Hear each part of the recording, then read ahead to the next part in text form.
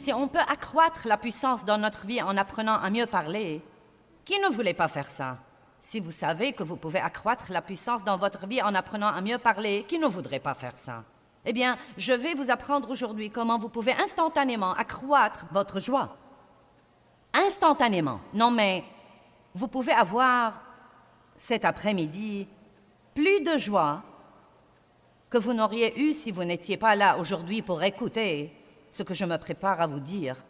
Parce que vos paroles affectent non seulement votre niveau de joie, mais encore le niveau de joie de toutes les personnes qui vous entourent. Votre salut a-t-il atteint votre bouche? Votre bouche est-elle sauvée? Je me souviens que le Seigneur m'a dit il y a très longtemps, « Tu sais, Joyce, tu es sauvée, mais tu n'en as sûrement pas l'air. Il est temps que ta bouche soit sauvée aussi. » Et donc, je pense que Dieu a amené certains d'entre vous ici parce qu'il est le temps que vous mettiez vos lèvres sur l'autel.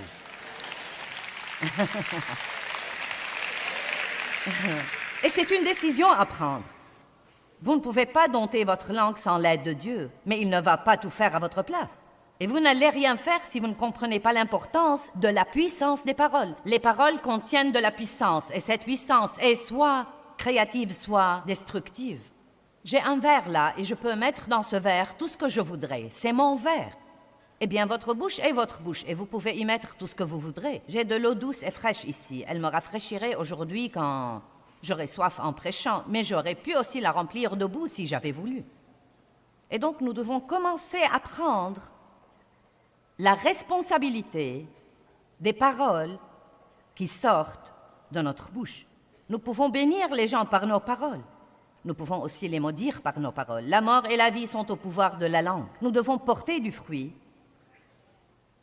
et non seulement un tas d'autocollants et des bijoux chrétiens. Vous devez commencer à agir comme Dieu veut que vous agissiez, car même les incroyants qui vous tentent de pécher vous jugeront sévèrement si vous faites ça. Ils ont besoin de vous voir debout et fort et donner l'exemple dans le monde où nous vivons aujourd'hui. Nous sommes censés être des lumières dans un lieu obscur et un des moyens dont nous pouvons allumer ces lumières, c'est de fermer nos bouches.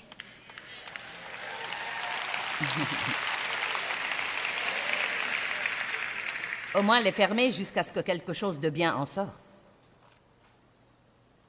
Et vous savez, le Saint-Esprit, si vous commencez à prier là-dessus, le Saint-Esprit vous retiendra juste avant d'être prêt.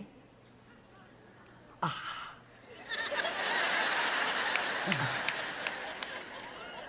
Ah.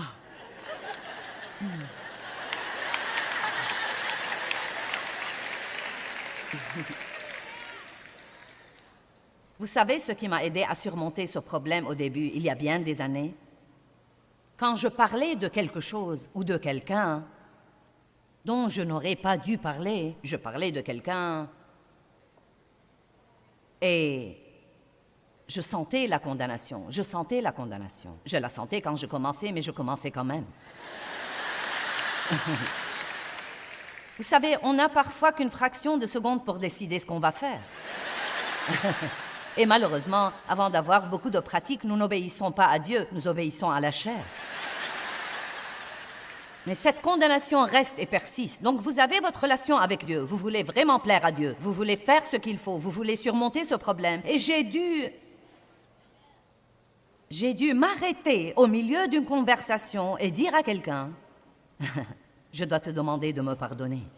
C'est une chose dont je n'aurais pas dû parler. J'ai eu tort de faire ça. Pardonne-moi. » Et vous savez quoi? Vous vous embarrassez plusieurs fois comme ça. Allez, vous vous embarrassez plusieurs fois comme ça, vous vous dénoncez publiquement et vous en arrivez au point où, dès que vous recevez cette condamnation, le Saint-Esprit intervient dans nos vies pour nous guider tous les jours. C'est une belle relation quand vous apprenez à coopérer. Et plus vous êtes sensible au Saint-Esprit, plus vous sentez qu'il vous mène dans tout ce que vous dites, dans toutes les décisions que vous prenez, dans toutes les pensées que vous pensez.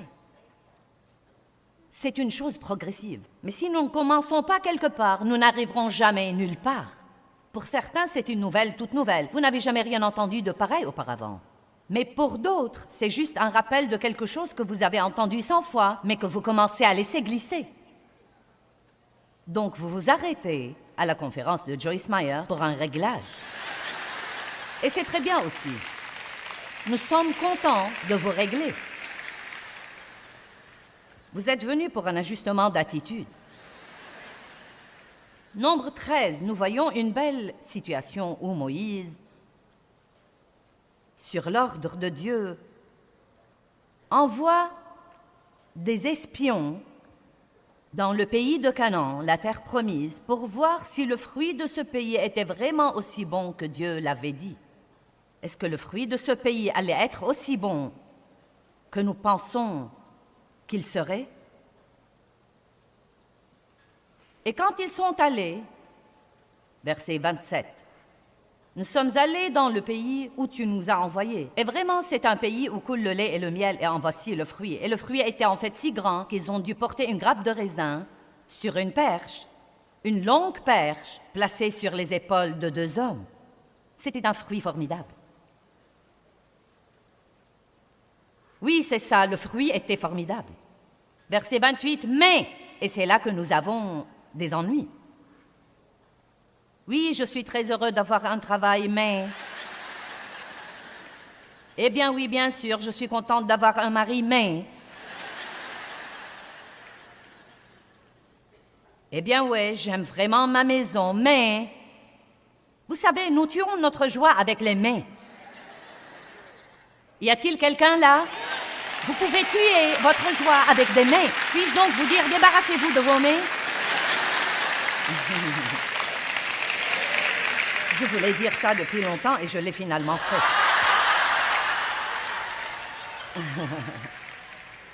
Eh bien, je ne veux pas aller plus loin. Juste débarrassez-vous des « bien ouais mais, bien ouais mais, bien ouais mais, bien ouais mais ». Oubliez tout ça. Oui, le fruit est formidable. Ce qu'a dit Dieu est absolument vrai. Mais le peuple qui habite ce pays est puissant, les villes sont fortifiées et très grandes, et en plus, nous y avons vu des enfants d'Anak et ils sont courageux et d'une haute taille. Donc, ils font cette longue liste de tous les problèmes.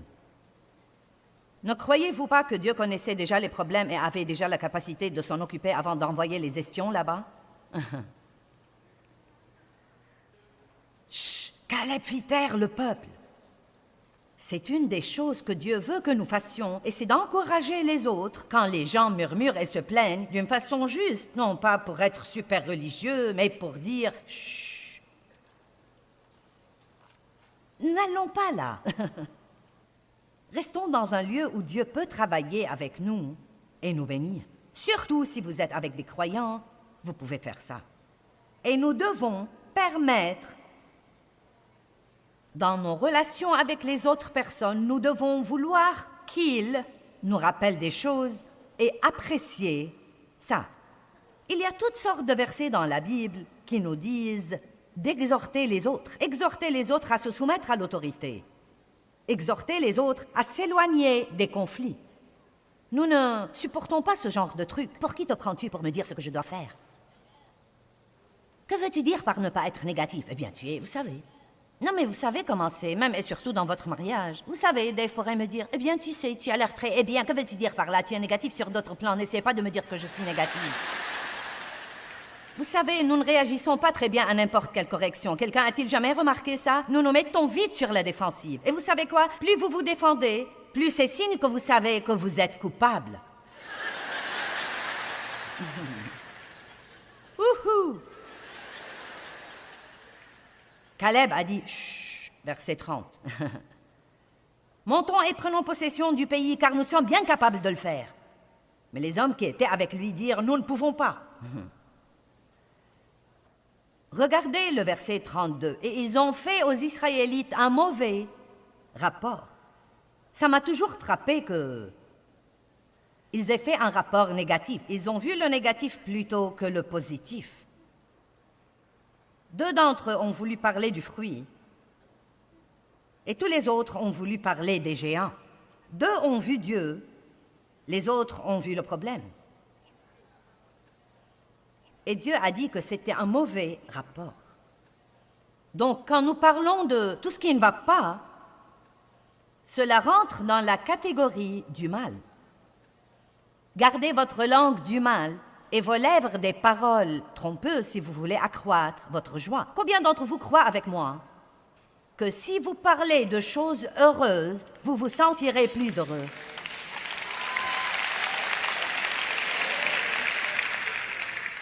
Jacques 3, 6 à 8. Verset 6. La langue aussi est un feu. La langue est un monde de l'iniquité placé parmi nos membres. Elle souille et déprave tout le corps et enflamme le cours de la vie. C'est étonnant ce que quelques paroles peuvent nous stimuler. Maintenant, vous voyez, vous venez pour m'écouter parler ou vous me regardez à la télé pour écouter les paroles que je dis. Et les paroles que je dis sont les paroles de Dieu et ces paroles sont pleines de vie et pleines de puissance. Et ça vous aide à vous sentir mieux. Combien d'entre vous, quand vous regardez l'émission le matin, vous vous sentez mieux? Eh bien, c'est que les paroles sont bonnes. Maintenant, vous avez la responsabilité de sortir de votre maison et d'utiliser vos paroles pour aider quelqu'un d'autre à se sentir mieux. Allez maintenant. Si je vais me donner la peine de vous aider à vous sentir mieux, vous devez aller aider quelqu'un d'autre à se sentir mieux. Et vous pouvez commencer par les gens dans votre maison. Laissez-moi vous donner une déclaration puissante. Je vous apprécie. Commencez à essayer de le dire. Peut-être même à quelqu'un avec qui vous êtes marié depuis déjà 20 ans. Je t'apprécie, sincèrement. Regardez-le dans les yeux et dites « Je t'apprécie ». Vous savez, ces paroles, elles ont quelque chose. Je vous apprécie. Et je crois surtout que quand vous le dites à quelqu'un qui fait des choses pour vous tout le temps et vous vous y êtes tellement habitué que vous commencez à considérer ça comme allant de soi. Je t'apprécie vraiment. Laissez-moi vous dire 4 autres expressions puissantes. S'il te plaît. Merci. Pardonne-moi.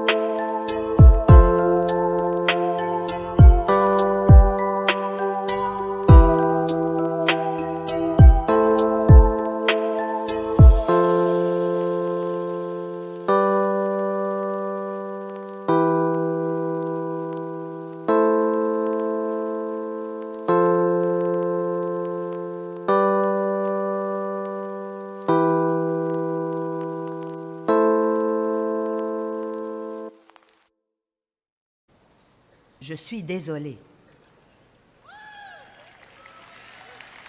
Que pensez-vous de celle-là? J'avais tort. Ouh, ouh, ouh. Savez-vous combien de querelles vous pouvez vous épargner en disant simplement « j'avais tort » ? 3 petits mots qui pourraient vous épargner des jours de colère, de mal de tête, de mal d'estomac, d'être épuisé, angoissé, difficile à vivre toute la journée, juste en disant « j'avais tort ». Je suis désolé. Vous n'avez pas tous l'air d'être prêts à faire ça, je ne sais pas.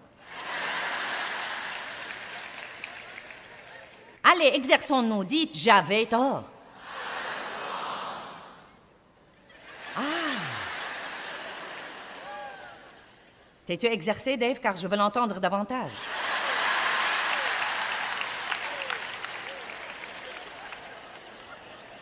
Est-ce qu'une d'entre vous, mesdames, est mariée à un type qui n'a jamais tort? Vous voyez, je sais que vous pensez, alors si seulement mon mari était ici, je vais acheter cette bande et la mettre à la maison et hausser le volume. Voici des choses que nous pouvons dire quand quelqu'un fait une erreur. Il n'y a pas de problème. Ne t'en fais pas. Je fais des erreurs moi aussi. Je te pardonne. Ne laisse pas ça faire pression sur toi. N'y pense plus du tout. Maintenant, n'est-ce pas cela tellement mieux que de vous assurer de le lui rappeler et aussi de soupirer? Oh. Tu ne sais rien faire comme il faut. Je t'avais dit ce que je voulais. Pourquoi ne l'as-tu pas fait? Je crois que les mecs pigent aujourd'hui, n'est-ce pas?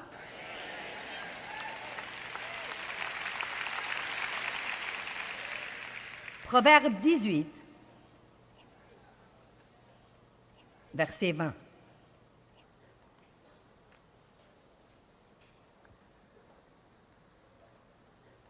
Je parle sérieusement. La langue déchaînée ressemble à un animal sauvage. La Bible dit qu'elle ressemble à une bête indomptable. Aucun homme ne peut dompter la langue, c'est pourquoi nous devons impliquer Dieu.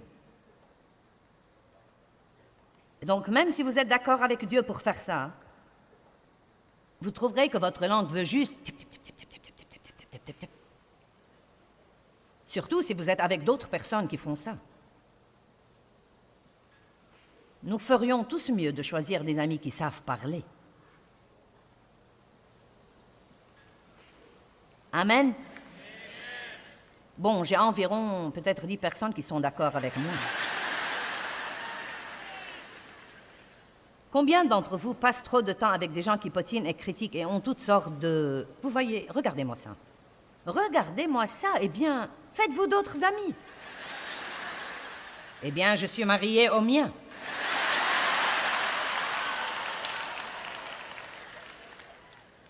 Eh bien, vous savez quoi? Vous devez compenser en passant du temps avec des gens positifs pour rester édifiés et vous devez prier et parler. Je prie pour toi et l'attitude dans notre maison va changer. Je prie et je parle.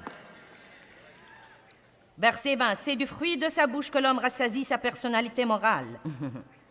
C'est du produit de ses paroles que l'homme se rassasie, que ses paroles soient bonnes ou mauvaises. Toute œuvre ressemble à une graine et elle apporte une conséquence ou une récolte dans notre vie. Je ne vais pas en parler dans ce message, mais vous le trouverez dans un autre message. Vous pouvez vous rendre malade, physiquement malade, par les mauvaises paroles. Et vous pouvez aussi libérer la guérison dans votre vie par les bonnes paroles. Oui. La mort et la vie sont au pouvoir de la langue. Quiconque lui donne libre cours en mangera les fruits pour la mort ou pour la vie. Vous mangez vos paroles. Ma vie pue. Eh bien, vous devez changer peut-être ce que vous dites.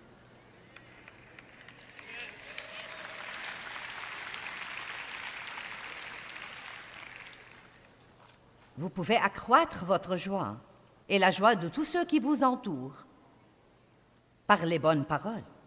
Par les mauvaises paroles, nous empoisonnons non seulement notre joie, mais encore la joie de ceux qui nous entourent. La négativité entraîne finalement tout le monde et elle met un « surtout ». Les remarques désobligeantes sur les autres. Si vous me parlez et que vous me dites quelque chose de désobligeant ou critique sur quelqu'un d'autre, même si je dis que je ne le crois pas, ça s'infiltre au-dedans de moi et je dois maintenant lutter contre la tentation de regarder cette personne différemment de comment je la voyais. Vous comprenez? Vous vous surprenez à penser « Oh, je me demande si c'est vrai. » La Bible dit en fait que les paroles du calomniateur descendent jusqu'au tréfonds des entrailles et qu'elles peuvent causer des dégâts là. C'est dans Proverbe 16, 22, je crois. Oui, c'est dans Proverbe 26, 22. Bon, parlons de vos paroles dans les épreuves pour une minute. Ce que nous disons dans les épreuves détermine partiellement combien nous en aurons dans l'avenir. Ce que vous dites dans le désert détermine le temps que vous allez passer là. Allez maintenant. Ce que nous disons dans nos épreuves et tribulations présentes détermine combien elles vont durer, détermine partiellement combien elles vont durer. Plaignez-vous et restez collés, louez et soyez élevés.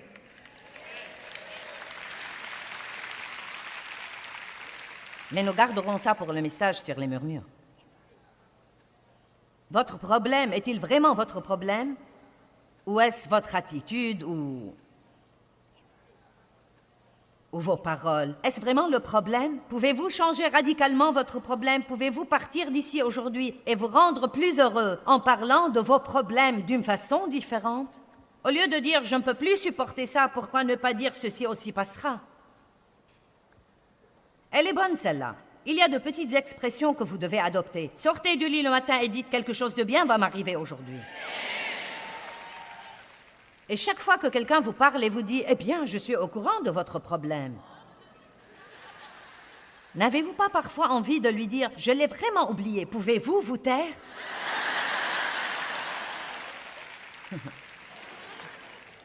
Quand vous arrivez finalement au point de ne plus penser à votre problème, et quelqu'un vient vous dire « je suis au courant de votre problème », dites-lui « ceci passera, je ne veux pas en parler, c'est la meilleure chose à dire. J'apprécie vos prières, mais ça ne sert à rien d'en parler. Si j'en parle, ça va m'exaspérer et je ne veux pas être exaspéré. Gardez votre paix. » Jésus a dit « en ce monde, vous aurez des tribulations. » Puis il a donné sa grande solution théologique. « Ayez bon courage. » Eh bien, Jésus, que vais-je faire de mon problème? Oh, j'ai un si grave problème. Ayez bon courage, car j'ai vaincu le monde. Et vous ne pouvez pas rester heureux si vous ne parlez pas de la solution, mais du problème. Je suis vraiment si contente que Dieu m'ait appris et m'apprend tous les jours comment parler. Comment parler? Vous allez voir dans un de ces autres messages que Paul a dit à l'église de Corinthe, « Vous êtes des bébés, vous ne savez pas encore parler. » Eh bien, évidemment, il savait parler, mais il ne disait pas ce qu'il fallait dire. Arrêtez de parler de tout ce qui ne va pas. Passez votre test. La prochaine fois où vous avez une épreuve ou une tribulation, prenez la décision d'aller vraiment jusqu'au bout et de ne rien dire de négatif. Vous allez prier et ensuite vous allez parler. Ça ne sert à rien de prier si nous ne disons pas quelque chose qui s'accorde avec ce que nous avons prié. Et je crois que ce que je partage au sujet de prier et de dire des choses, je crois que c'est important pour cette session aujourd'hui. Je le crois vraiment, car nous avons tous tendance à prier comme... Vous savez, comme ça, nous lançons cet espoir fou que peut-être Dieu fera quelque chose. Mais si nous croyons vraiment qu'il travaille, et c'est ce que nous dit en fait la Bible, si nous croyons vraiment que Dieu travaille, j'ai prié et j'ai ouvert une porte à Dieu pour travailler, et je crois que Dieu travaille et je verrai les résultats de mes prières, si je ne dis pas en attendant des tas de trucs stupides qui réduiront mes prières à néant. Et c'est là que vient le test, car c'est pendant ce temps d'attente que vient la pression, et vous voulez juste... C'est si dur de ne pas dire quelque chose. Vous savez pourquoi? Parce que nous voulons dire ce que nous sentons, et nous voulons dire ce que nous pensons. Mais malheureusement, ce que nous sentons et ce que nous pensons n'a souvent rien à voir avec ce que Dieu est en train de faire. Ça n'a rien à voir avec la foi et avec ce que Dieu fait. C'est pourquoi nous devons apprendre vraiment à dire ce que dit la parole et non ce que nous sentons et ce que nous... Eh bien, je pense. Eh bien, vous savez, je dis n'importe quoi, je pense. Eh bien, le pire endroit pour avoir quoi que ce soit, c'est de dire n'importe quoi. Proverbe 15, 23 dit qu'on éprouve de la joie à donner une réponse de sa bouche. Vous savez, la langue douce est un arbre de vie. Les paroles contiennent de la puissance et elles peuvent être soit créatives, soit destructives. Je suggère que nous prenions tous l'habitude de confesser les vérités de la parole de Dieu à haute voix, et ces vérités accroîtront certainement notre joie.